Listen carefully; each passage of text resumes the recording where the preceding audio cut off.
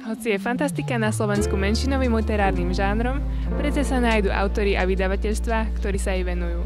Jedným z nich je vydavateľstvo Artis Omnis, ktoré sa predstavilo na besede v bratislavskom Martinuse.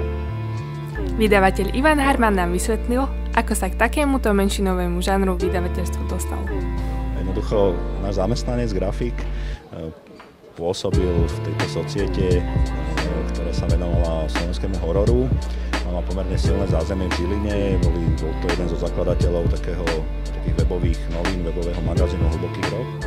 No a jednoducho on prišiel s týmto typom a musím povedať, že to bol typ dobrý, pretože hrdím sa doteraz tým, že sme na Slovensko vyviezli slovenského autora z Čech, Juraja Červenáka. My sme v roku 2009 vydali prvú knižku v slovenčine Vládca vlkov a odtedy sa vlastne Juraj Červenák etabloval na Slovensku a už teda vydáva aj v iných vydavateľstvách a aj zabrdol trošičku do iného žánru, takže Juraj Červenák je našim erbovým autorom a hrdím sa naozaj tým, že sme ho objavili pre slovenského čitateľa. Vydavateľstvo si pod svoje krídla zobralo viacero zaujímavých autorov. Spomínaný Juraj Červenák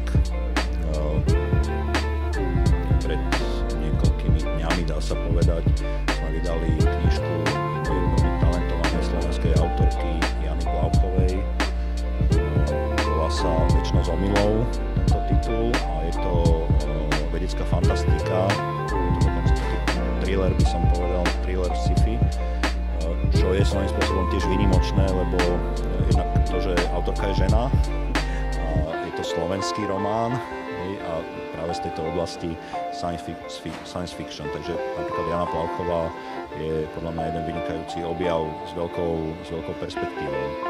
Vydávame napríklad Dušana Fabiana, tu sme už 2 knižky vydali, to je tiež taká pomerne známa persona v tejto komunite, aj keď musím povedať, že tiež má taký osud, ako mal Juraj Červenák možno ešte pred 5 rokmi, že Dušan Fabian je možno známejší v Čechách ako na Slovensku. Ak si chcete rozšíriť literárne obzory, neváhajte siahnuť ani po alternatívnych knihách.